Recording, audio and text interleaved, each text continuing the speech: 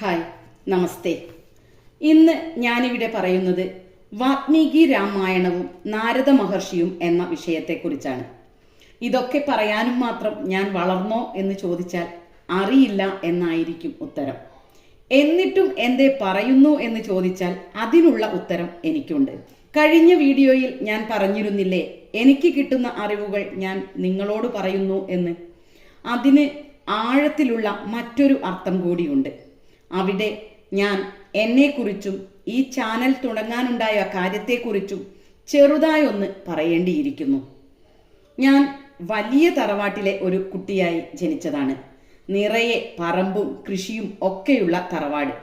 പക്ഷേ അവിടെ എൻ്റെ കുട്ടിക്കാലം ഒക്കെ ആയപ്പോഴേക്കും ഇതെല്ലാം ഭാഗം വെച്ച് ചെറിയ ചെറിയ വീടുകളായി മാറിയിരുന്നു. എന്നാലും കൃഷിയൊക്കെയുണ്ട്. കുറച്ചു കാലം കഴിഞ്ഞപ്പോഴേക്കും അച്ഛനും അമ്മയും ഞങ്ങൾ മക്കൾ 3 പേരും അടങ്ങുന്ന കുടുംബം ചെറിയ കുടുംബമായി മാറി താമസിച്ചു. പിന്നീട് അങ്ങോട്ട് അച്ഛൻ്റെ ജോലി കൊണ്ട് മാത്രം ജീവിക്കണം. കറന്റ് ഒന്നും എത്തിപ്പെടാത്ത കാലം. മണ്ണെണ്ണ വിളക്കിന്റെ വെളിച്ചത്തിലെ പഠനം. നിലവിളക്കിൽ എണ്ണയൊഴിച്ച് കത്തിക്കാനൊന്നും വീട്ടിൽ ആരും തയ്യാറല്ല. പിന്നെ വീട്ടിൽ അച്ഛനോ അമ്മയോ അമ്പലത്തിൽ പോകുകയോ പ്രാർത്ഥിക്കുകയോ ചെയ്യുന്നതായി കണ്ടിട്ടില്ല. അച്ചമ്മ എല്ലാ ഏകാദശിയും ശിവരാത്രിയും എന്നുവേണ്ട എല്ലാം നോൽക്കും. കാക്ക കരയുന്നതിന് മുന്നേ കുളിക്കണം എന്ന് പറയുകയും ചെയ്യും. അത്തരം ദിവസങ്ങളിലെല്ലാം ഞാൻ തലേന്നേ അച്ചമ്മയുടെ വീട്ടിലായിരിക്കും. കൂടെ എഴുന്നേറ്റ് കുളിച്ച് അമ്പലത്തിലും പോകും. ശിവവിഷ്ണു ക്ഷേത്രം. പാടവരമ്പിലൂടെ നടന്നു വേണം പോകാൻ. നെൽക്കതിരിൽ മഞ്ഞുകണങ്ങൾ നിറഞ്ഞിരിക്കും. പോയി വീട്ടിലെത്തുമ്പോഴേക്കും ആകെ മൊത്തം നനഞ്ഞിട്ടുണ്ടാകും. പിന്നീടുള്ള ഓർമ്മ, മണ്ണെണ്ണ വിളക്ക് കത്തിച്ചു വെച്ച് വൈകുന്നേരം അതിൻ്റെ മുന്നിലിരുന്ന് ഹരേ രാമ രാമ രാമ ഹരേ ഹരേ, ഹരേ കൃഷ്ണ കൃഷ്ണ കൃഷ്ണ ഹരേ ഹരേ, ഈ ഒരു മന്ത്രം ചൊല്ലും. അതും ഉറക്കെ. അതുപോലെ ശിവരാത്രിയായാലും നവരാത്രിയായാലും അങ്ങനെ വിശേഷപ്പെട്ട ദിവസങ്ങളിലെല്ലാം അമ്പലത്തിൽ നിന്നും മാരാരുമാഷുടെയും മക്കളുടെയും ഓം നമഃശിവായ മന്ത്രവും ഹരേ രാമ മന്ത്രവും എല്ലാം കേൾക്കാം. അപ്പോഴേക്കും എനിക്ക് അവിടെ എത്താഞ്ഞിട്ട് വല്ലാത്ത അസ്വസ്ഥതയാവും. എന്നാൽ അങ്ങനെ എല്ലാ ദിവസവും ഓടിപ്പോകാൻ പറ്റിയ പ്രായവും അല്ല. കുട്ടികളല്ലേ, ഒറ്റയ്ക്ക് അങ്ങനെ പോകാൻ പറ്റില്ല എന്നാവും. പിന്നെ വീട്ടിൽ ആർക്കെങ്കിലും പോകാൻ പറ്റാത്ത സമയമാണെങ്കിലും നമ്മളെയും വിടില്ല. 1 കിലോമീറ്റർ അല്ലെങ്കിൽ 1.5 കിലോമീറ്ററോളം നടക്കേണ്ടി വരും അമ്പലത്തിലേക്ക്. വയൽ വരമ്പിലൂടെ, കുളത്തിന്റെ വക്കിലൂടെ ഒക്കെ, അതും ചുറ്റി വളഞ്ഞ്. പക്ഷേ അന്നത്തെ ആ കുട പോലെയുള്ള സ്പീക്കർ വലിയ ആ ആലിന്റെ മുകളിൽ കെട്ടിവെച്ചത് കാരണം നന്നായി ദൂരെ വരെ പാട്ട് അല്ലെങ്കിൽ നാമം ചൊല്ലുന്നത് ഒക്കെ കേൾക്കാം. പിന്നീട് 5ാം ക്ലാസ് മുതൽ 12 കിലോമീറ്ററിലധികം ദൂരമുള്ള ഒരു സ്കൂളിലാണ് പഠിച്ചത്. സ്കൂളിന്റെ തൊട്ടടുത്ത് ഒരു കൃഷ്ണക്ഷേത്രം. എന്നും അവിടെ തൊഴുത് കുറിയും പൂവും പുണ്യാഹവും ഒക്കെ വാങ്ങിച്ച് ക്ലാസ്സിൽ കയറൂ. എൻ്റെ കൃഷ്ണ എന്നായി സകല സമയത്തും നാവിൽ. കരയാനും ചിരിക്കാനും പറയാനും കളിക്കാനും ഒക്കെ എൻ്റെ കൃഷ്ണൻ കൂടെയുള്ള കാലം. 7ാം ക്ലാസ് കഴിഞ്ഞപ്പോൾ 8 മുതൽ 10 വരെ മറ്റൊരു സ്കൂൾ. അതും വേറെ സ്ഥലത്ത്. അമ്പലവും ഇല്ല, ഒന്നും ഇല്ല. 10ാം ക്ലാസ് കഴിഞ്ഞു വീണ്ടും ആ പഴയ സ്കൂളിനടുത്ത് പ്രീ ഡിഗ്രി പഠനം.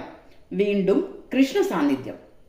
അത് കഴിഞ്ഞ് പ്രീ പ്രൈമറി TTC പഠനം, നഴ്സിംഗ് പഠനം, ഡിഗ്രി പഠനം ഒക്കെ അങ്ങനെ പോകുന്നു. പക്ഷേ അന്നൊന്നും അമ്പലത്തിന്റെ അടുത്ത് ഒരു സ്കൂളോ കോളേജോ ഒന്നും എനിക്ക് കിട്ടിയിട്ടില്ല.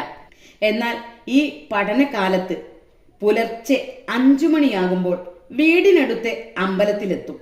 ഒരു ടോർച്ച് പോലും എടുക്കാതെ നമ്മുടെ ആ പഴയ ശിവവിഷ്ണു ക്ഷേത്രത്തിൽ. അത്രയും ദൂരം വയൽ വരമ്പിലൂടെ നടന്ന് അമ്പലത്തിലെത്തും. ആരും കൂട്ടില്ലാതെ. വീട്ടിൽ നിന്ന് പലതും പറയും. അണലി കടിക്കും, പാമ്പുണ്ടാവും, ആരെങ്കിലും പിടിച്ചു കൊണ്ടുപോകും. ഒന്നും പ്രശ്നമല്ല. കാരണം അച്ഛൻ്റെ കൂട്ടുകാരുടെ നാടാണത്. എന്നെ ആര് ഉപദ്രവിക്കാനാ? എല്ലാവർക്കും എന്നോടിഷ്ടമാണ്. പിന്നെ കൂട്ടിനുള്ളത് സാക്ഷാൽ മഹാദേവനും മഹാവിഷ്ണുവും. ഞാൻ ആരെയാ പേടിക്കേണ്ടത്? അമ്പലത്തിലെത്തിയാൽ എൻ്റെ സഹപാഠിയുടെ മുത്തച്ഛൻ തിക്കുറിശി സുകുമാരൻ നായരെ പോലെ ഒരാൾ, കാതിൽ ഒരു ചുവന്ന കടുക്കനും ഒരു കയ്യിൽ ഒരു തൂക്കുപാത്രവും മറ്റേ കയ്യിൽ ഒരു വടിയും കുത്തിപ്പിടിച്ചങ്ങനെ വരുന്നുണ്ടാവും. പിന്നെ ഞങ്ങൾ ആ ആൽത്തറയിലിരുന്ന് കഥ പറച്ചിലാവും. ആ മുത്തച്ഛൻ എനിക്ക് ഒരുപാട് അറിവുകൾ പകർന്നു തന്നിട്ടുണ്ട്. അപ്പോഴേക്കും നമ്പീശൻ മുറ്റം അടിച്ചു വാരിക്കഴിഞ്ഞ് നമ്പൂതിരി കുളത്തിൽ നിന്നും കുളിച്ചും കയറി വിളക്ക് വയ്ക്കാനും പൂജയ്ക്കും തുടങ്ങും. ഞാൻ 2 അമ്പലത്തിലും തൊഴുതിറങ്ങി പ്രസാദവും വാങ്ങി 1-2 കുശലങ്ങളും പറഞ്ഞ് വീണ്ടും വീട്ടിലേക്ക് നടക്കും. ഇത് ഒരു ശീലമായി മാറി. പിന്നെ അമ്മയിൽ നിന്നും അമ്മമ്മയിൽ നിന്നും അച്ചമ്മയിൽ നിന്നുമൊക്കെ ഞാൻ കുറേ കഥകളും കാര്യങ്ങളും ഒക്കെ കേട്ട് മനസ്സിലാക്കിയതും ആ കേൾക്കൽ എന്നെ കൂടുതലായി കാര്യങ്ങൾ പഠിക്കണം എന്ന ആഗ്രഹത്തിലേക്ക് എത്തിച്ചു. എന്നാലും എന്നെ പോലെ ഇത്തരത്തിൽ കാര്യങ്ങൾ സംസാരിക്കുന്ന ഒരു വ്യക്തിയോ ധ്യാനം പരിശീലിക്കുന്ന ഒരു വ്യക്തിയോ ഒന്നും എൻ്റെ കുടുംബത്തിലില്ല. എന്നിട്ടും എനിക്ക് കിട്ടിയ അറിവുകൾ ഇങ്ങനെ പകർന്നു വയ്ക്കണം എന്ന ചിന്ത വരാൻ കാരണം മറ്റൊന്നാണ്. എനിക്ക് ചെറുപ്പം മുതൽക്കേ സംസാരിക്കാനും മറ്റുള്ളവരെ പഠിപ്പിക്കാനും, അതായത് തീരെ നിവൃത്തിയില്ലാത്തവരെ പഠിപ്പിക്കാനും ഒക്കെ ഒരുപാട് ഇഷ്ടമായിരുന്നു. അതുപോലെ എനിക്കെൻ്റെ സംസാരവും ശബ്ദവും എന്നെ തന്നെയും ഒത്തിരി ഇഷ്ടമാണ്. ആ ഇഷ്ടമായിരിക്കാം എനിക്ക് പുല്ലിനെയും പുൽച്ചാടിയെയും പക്ഷിമൃഗാദികളെയും പുഴയെയും മലയെയും ആകാശത്തെയും സൂര്യനെയും ചന്ദ്രനെയും നക്ഷത്രങ്ങളെയും ഒക്കെ ഇഷ്ടപ്പെടാനും ഇവരോടൊക്കെ സംസാരിക്കാനും കഴിയുന്നത്. അതുപോലെ മറ്റൊരു ചിന്ത, എനിക്ക് അറിയാവുന്ന നല്ല കാര്യങ്ങൾ ഞാൻ ഇങ്ങനെ സംസാരിക്കുമ്പോൾ അത് ഒരു വീഡിയോ ആയി ചെയ്തു വയ്ക്കുമ്പോൾ ഞാൻ ഈ ലോകത്ത് നിന്നും പോയാലും എൻ്റെ ഇനി വരുന്ന തലമുറയ്ക്കെങ്കിലും അതൊക്കെ കേട്ടും കണ്ടും മനസ്സിലാക്കാമല്ലോ എന്നൊരു മോഹവും അതിപ്പോൾ എന്നെ കൊണ്ടുവന്ന് ഇവിടെ എത്തിച്ചിരിക്കുന്നു. ഒരുപാട് നന്ദിയുണ്ട് നിങ്ങൾ ഓരോരുത്തരോടും, ദൈവത്തോടും. നിങ്ങൾ ഓരോരുത്തരും എന്നോടൊപ്പം ചേർന്നു നിൽക്കുന്നത് കൊണ്ട് എനിക്ക് വീണ്ടും വീണ്ടും നിങ്ങളോട് സംസാരിക്കാൻ കഴിയുന്നു. നന്ദി 1000 വട്ടം പറഞ്ഞാലും മതിയാവില്ല. ഇനി നമുക്ക് നമ്മുടെ വിഷയത്തിലേക്ക് വരാം. കുഞ്ഞുനാളിൽ കേട്ട കഥകൾ കൂടുതലും പുരാണങ്ങളിൽ നിന്നായിരുന്നു. പിന്നെ എഴുത്തച്ഛൻ്റെ രചനകൾ, വയലോപ്പിള്ളിയുടെ, വയലാറിൻ്റെ, ബാലാമണിയമ്മയുടെ, ചങ്ങമ്പുഴയുടെ ഒക്കെ കവിതകൾ, MT-യെ പോലെ മാധവിക്കുട്ടിയെ പോലുള്ളവരുടെ കഥകൾ, ഇതെല്ലാം എന്നെ വളർത്തിയെടുക്കുന്നതിൽ ഒരുപാട് പങ്കുവഹിച്ചിട്ടുണ്ട്. അതേപോലെ നിങ്ങളെ ഓരോരുത്തരെയും, ലവകുശന്മാരെയും വാൽമീകിയെയും ശ്രീരാമലക്ഷ്മണന്മാരെയും സീതയെയും ഊർമിളയെയും ഭരതനെയും ശത്രുഘ്നെയും ജനക മഹാരാജാവും കൗസല്യ, കൈകേയി, സുമിത്ര, അതുപോലെ മന്ദര എന്ന കൈകേയിയുടെ തോഴി, ഇവരെക്കുറിച്ചും ഒക്കെ നാം കേട്ടു വളർന്നു. പിന്നീട് ഇവരെക്കുറിച്ചൊക്കെ കുറച്ചുകൂടി ആഴത്തിൽ പഠിക്കുന്നത് മുതിർന്നതിനു ശേഷമാണ്. വാൽമീകി ഒരു കാട്ടാളനായിരുന്നു എന്ന അറിവ് കുറച്ചുകൂടി വളർന്നപ്പോഴാണ് മനസ്സിലാക്കാൻ പറ്റിയത്. ഇന്ന് ഇവിടെ പറയുന്നത് വാൽമീകിയെയും രാമായണത്തെയും നാരദ മഹർഷിയെയും കുറിച്ചാണ്. ദേവർഷിയായ നാരദ മഹർഷി, കാട്ടാളനായ വാൽമീകി, ഇവരാൽ രചിക്കപ്പെട്ട രാമായണമെന്ന ആദികാവ്യവും. എല്ലാ കർക്കിടക മാസത്തിലും നാം മലയാളികൾ രാമായണ പാരായണം നടത്താറുണ്ട്. എന്നാൽ രാമായണത്തിന്റെ ഉത്ഭവത്തെക്കുറിച്ച് വ്യക്തമായ ധാരണകളൊന്നും ഇല്ലതാനും. ഇന്ന് നമ്മൾ രാമായണത്തിന്റെ ഉത്ഭവത്തെക്കുറിച്ച് ചെറുതായൊന്ന് സൂചിപ്പിക്കുന്നു. ശരിക്കും പറഞ്ഞാൽ ഓരോ അറിവും ഈശ്വരൻ അതാത് സമയത്ത് തന്നുകൊണ്ടേയിരിക്കും. നമുക്കറിയാം വാൽമീകി മഹർഷിയുടെ ആദ്യത്തെ പേര് രത്നാകരൻ എന്നായിരുന്നു എന്ന്. കള്ളനായ രത്നാകരൻ കാട്ടിലൂടെ സഞ്ചരിക്കുന്ന സന്യാസിവര്യന്മാരെയും മറ്റും കൊള്ളയടിച്ചും ഉപദ്രവിച്ചുമായിരുന്നു ജീവിച്ചിരുന്നത്. അങ്ങനെയിരിക്കെ ഒരിക്കൽ നാരദ മഹർഷി ആ കാട്ടിലൂടെ സഞ്ചരിക്കുകയുണ്ടായി. അദ്ദേഹത്തെയും ഉപദ്രവിക്കാനായി അടുത്തു വന്നു രത്നാകരൻ എന്ന കാട്ടാളൻ. നാരദ മഹർഷി ആ കാട്ടാളനോട് ചോദിച്ചു, എന്തിനാണ് നീ ഇങ്ങനെ മനുഷ്യനെ ഉപദ്രവിച്ചും കൊള്ളയടിച്ചും ജീവിക്കുന്നതെന്ന്. അതിന് രത്നാകരൻ പറഞ്ഞ മറുപടി, എനിക്കെന്റെ കുടുംബം നോക്കാനാണ് ഞാൻ മറ്റുള്ളവരെ കൊള്ളയടിക്കുന്നത് എന്നായിരുന്നു. ഇതു കേട്ട ഉടനെ നാരദ മഹർഷി രത്നാകരനോട് ചോദിച്ചു, നീ ഈ ചെയ്യുന്നതിൻ്റെയൊക്കെ ഫലങ്ങൾ സ്വീകരിക്കാനും നിന്റെ കുടുംബം തയ്യാറാണോ? തേജസാർന്ന നാരദ മഹർഷിയിൽ നിന്നും കേട്ട ഈ ചോദ്യം രത്നാകരനെ ഒന്ന് ചിന്തിപ്പിക്കാൻ കാരണമാക്കി. എന്നിട്ട് അറിയില്ല എന്ന ഉത്തരവും നൽകി. എന്നാൽ വീട്ടിൽ പോയി ചോദിച്ചു വരൂ, ഞാൻ ഇവിടെ കാത്തിരിക്കാമെന്നായി നാരദ മഹർഷി. രത്നാകരൻ വളരെ പെട്ടെന്ന് തന്നെ വീട്ടിലെത്തി തൻ്റെ ഭാര്യയോടും മക്കളോടും മാതാപിതാക്കളോടുമെല്ലാം ചോദിച്ചു, ഞാൻ ആളുകളെ ഉപദ്രവിച്ചും കൊള്ളയടിച്ചുമാണ് ധനവും ധാന്യവുമെല്ലാം സമ്പാദിച്ച് നിങ്ങൾക്ക് വേണ്ടി കൊണ്ടുവരുന്നത്.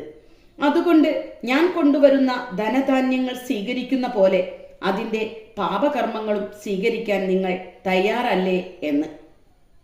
ഇത് കേട്ട് അദ്ദേഹത്തിന്റെ ഭാര്യയും മക്കളും മാതാപിതാക്കളും ഇങ്ങനെ പറഞ്ഞു, അവനവൻ ചെയ്യുന്ന കർമ്മത്തിന്റെ ഫലം അവനവൻ തന്നെ അനുഭവിക്കണം. ഈ കാര്യത്തിൽ യാതൊരുവിധ ഉത്തരവാദിത്വവും ഞങ്ങൾക്കില്ല. അതുമാത്രമല്ല, ഇത്തരം നീചപ്രവൃത്തികൾ ചെയ്യുന്ന നിങ്ങളെ ഞങ്ങൾക്ക് വെറുപ്പാണ് എന്നും പറഞ്ഞു.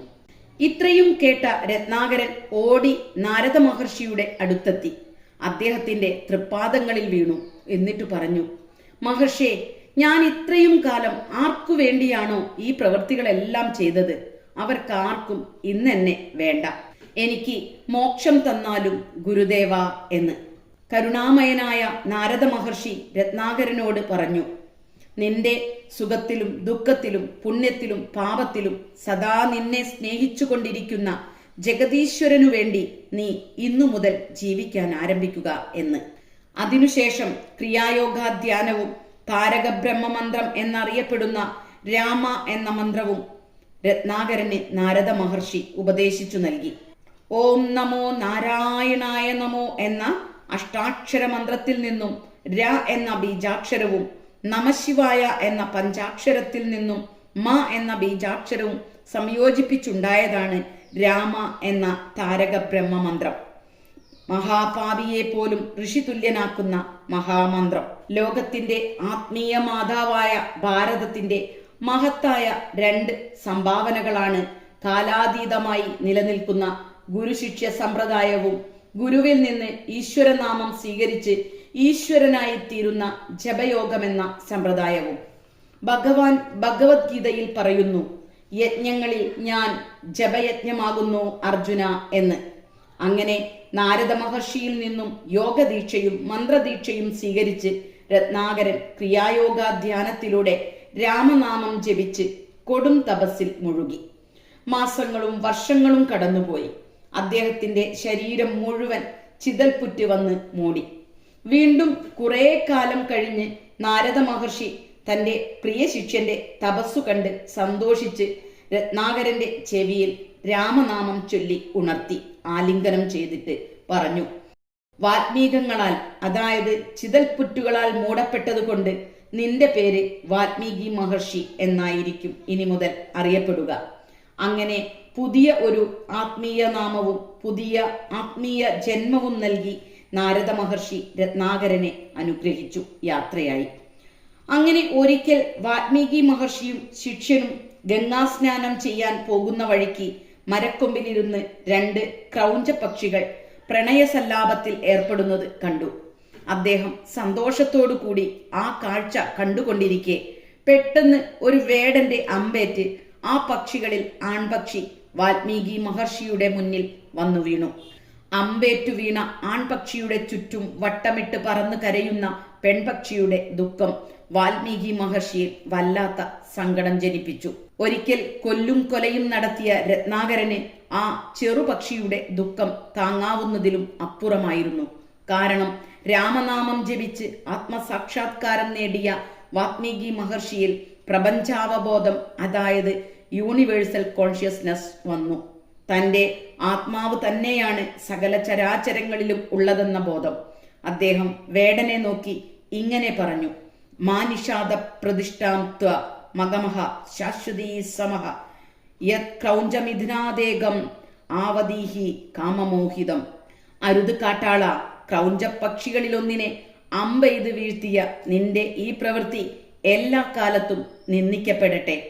ഇതു പറഞ്ഞു കഴിഞ്ഞ ഉടനെ എങ്ങനെ തൻ്റെ നാവിൽ നിന്നും ഇങ്ങനെ ഒരു ശ്ലോകം വന്നു എന്നോർത്ത് അദ്ദേഹം അമ്പരന്നു നിന്നു. എന്തുകൊണ്ടാണ് താൻ ഇങ്ങനെയൊരു ശ്ലോകം പറയാനിടയായത് എന്ന് ചിന്തിച്ചു നിൽക്കുമ്പോൾ ഒരു അശരീരി കേൾക്കാൻ ഇടയായി. മഹർഷിയെ, ശ്രീരാമചന്ദ്രദേവന്റെയും സീതാദേവിയുടെയും അവതാര കഥ ലോക നന്മയ്ക്കു വേണ്ടി അങ്ങ് രചിക്കൂ. അതിനുവേണ്ടിയാണ് ഈശ്വരേച്ഛയാൽ അങ്ങയുടെ നാവിൽ നിന്നും ഈ ശ്ലോകം പുറപ്പെട്ടത്.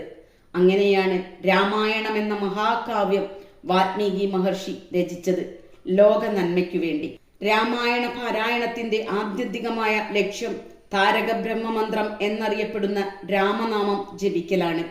തുളസീദാസ്, കബീർദാസ്, യോഗി രാംദാസ്, ഛത്രപതി ശിവജിയുടെ ഗുരു രാംദാസ്, സദാശിവ ബ്രഹ്മേന്ദ്ര സ്വാമികൾ, കർണാട്ടിക് സംഗീത ചക്രവർത്തി ത്യാഗരാജ സ്വാമികൾ, പപ്പ രാംദാസ്, നമ്മുടെ പ്രിയപ്പെട്ട രാഷ്ട്രപിതാവായ മഹാത്മാഗാന്ധി എന്നിവരെല്ലാം തന്നെ ലക്ഷോപലക്ഷം കോടാനുകോടി രാമനാമം ജപിച്ച് മഹാസിദ്ധന്മാരായി തീർന്നവരാണ്. അതുകൊണ്ട് ഈശ്വരാനുഗ്രഹം നേടാൻ ആഗ്രഹിക്കുന്നവർക്ക് രാമനാമം ജപിച്ചാൽ തന്നെ ഫലസിദ്ധി ലഭിക്കുന്നതാണ്. കൂടെ ശരിയായ ഗുരുക്കന്മാരിൽ നിന്നും ക്രിയായോഗ പരിശീലനവും സ്വായത്തമാക്കുക. നമ്മൾ, അതായത് ഒരു ശിഷ്യൻ ശരിയായ ജ്ഞാനത്തിന് ആഗ്രഹിക്കാൻ തുടങ്ങിയാൽ തന്നെ അവർ ശുദ്ധരായി. ആ സമയത്ത് അവർക്ക് ഓരോ അറിവും നൽകാനായി ഗുരുക്കന്മാർ വന്നെത്തുന്നതാണ്. ശിഷ്യർ അവരെ തേടിപ്പോകേണ്ടതില്ല. അങ്ങനെ എനിക്കെൻ്റെ മറ്റൊരു ഗുരുനാഥനിൽ നിന്നും കിട്ടിയ ഒരു അറിവാണ് ഞാനിവിടെ ഈ വീഡിയോയിലൂടെ പറഞ്ഞത്. എല്ലാവർക്കും എല്ലാവിധ അനുഗ്രഹങ്ങളും ഉണ്ടാകട്ടെ. മഹാഗുരു പരമ്പരയുടെ, മഹാദേവന്റെ, മഹാവിഷ്ണുവിന്റെ അനുഗ്രഹങ്ങളും എല്ലാവർക്കും വന്നുഭവിക്കട്ടെ എന്ന് പ്രാർത്ഥിക്കുന്നു. എൻ്റെ ഗുരുപരമ്പരയ്ക്കു മുൻപിൽ സാഷ്ടാംഗം നമസ്കരിച്ചുകൊണ്ട് നിർത്തട്ടെ. നിങ്ങൾക്കേവർക്കും ഒരുപാട് നന്ദി. Thank you.